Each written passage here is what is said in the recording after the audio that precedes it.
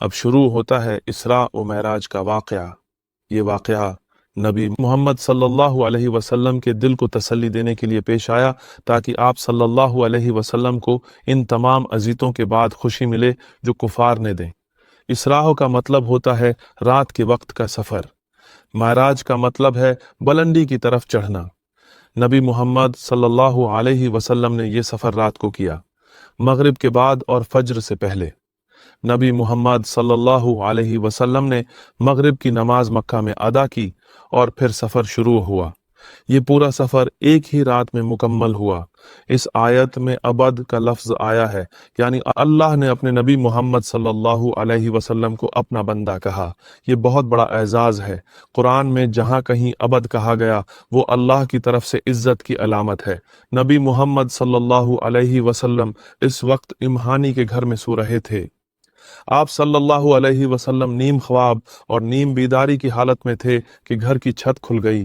جبرائیل علیہ السلام تشریف لائے، آپ صلی اللہ علیہ وسلم کا سینہ چاک کیا گیا اور زمزم کے پانی سے دل کو دھویا گیا۔ یہ سونے کے برتن میں ایمان اور حکمت سے بھرا ہوا تھا۔ نبی محمد صلی اللہ علیہ وسلم کا دل دھو کر اسے دوبارہ رکھا گیا۔ پھر ایک سفید جانور جس کا نام براق تھا لایا گیا۔ یہ گدھے سے بڑا اور خچر سے چھوٹا تھا۔ جب نبی محمد صلی اللہ علیہ وسلم نے سوار ہونا چاہا تو براق نے ہچکچاہٹ دکھائی۔ جبرائیل علیہ السلام نے فرمایا، کیا محمد صلی اللہ علیہ وسلم جیسے عظیم انسان کو تم سوار نہیں ہونے دے رہے؟ یہ سن کر براق کانپنے لگا، پسینہ آنے لگا اور خاموش کھڑا ہو گیا۔ نبی محمد صلی اللہ علیہ وسلم نے براق پر سوار ہو کر مسجد اقصی معبد کا سفر کیا۔ بیت المقدس میں پہنچ کر نبی محمد صلی اللہ علیہ وسلم نے براق کو اس جگہ باندھا جہاں انبیاء اپنے جانور باندھتے تھے۔ آپ صلی اللہ علیہ وسلم نے وہاں 2 رکعت نماز ادا کی، پھر تمام انبیاء جمع کیے گئے اور نبی محمد صلی اللہ علیہ وسلم نے ان کی امامت کی۔ اس کے بعد جبریل علیہ السلام نبی محمد صلی اللہ علیہ وسلم کو آسمانوں کی طرف لے گئے۔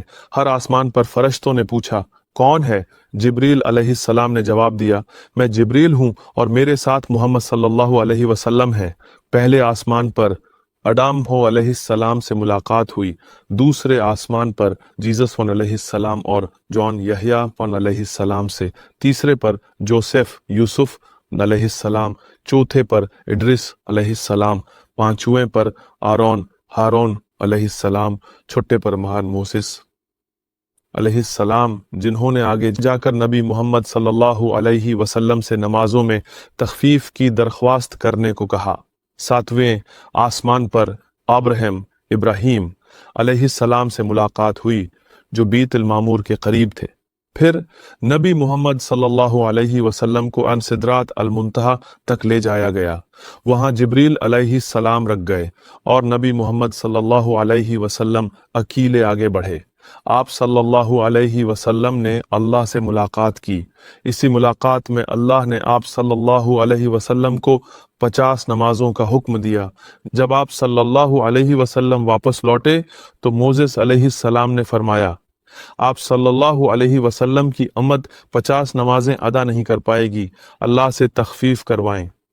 نبی محمد صلی اللہ علیہ وسلم بار بار اللہ کے پاس گئے، یہاں تک کہ 5 نمازیں باقی رہ گئیں۔ اللہ نے فرمایا، یہ 5 ہی رہیں گی مگر اجر 50 کا ملے گا۔ پھر نبی محمد صلی اللہ علیہ وسلم واپس اب بیت المقدس آئے اور وہاں سے براق پر سوار ہو کر مکہ واپس آ گئے۔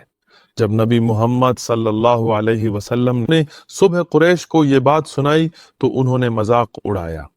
ابو جہلس نے کہا، کیا واقعی تم نے ایک ہی رات میں بیت المقدس کا سفر کر لیا؟ نبی محمد صلی اللہ علیہ وسلم نے بیت المقدس کی تفصیلات بتائیں اور اللہ نے ان کے سامنے منظر ظاہر کر دیا۔ قریش نے قافلوں کا بھی ذکر کیا اور وہ قافلے بعد میں ویسے ہی آئے جیسے آپ صلی اللہ علیہ وسلم نے فرمایا تھا۔ بعض لوگوں نے اس پر اسلام چھوڑ دیا۔ متم ابن عدیان نے بھی کہا کہ اب میں کبھی بھی تم پر ایمان نہیں لاؤں گا۔ اگر یہ صرف خواب ہوتا تو لوگ مذاق نہ کرتے اور نہ ہی دین چھوڑتے۔ اسی لیے علماء نے فرمایا کہ یہ جسم اور روح دونوں کے ساتھ ہوا۔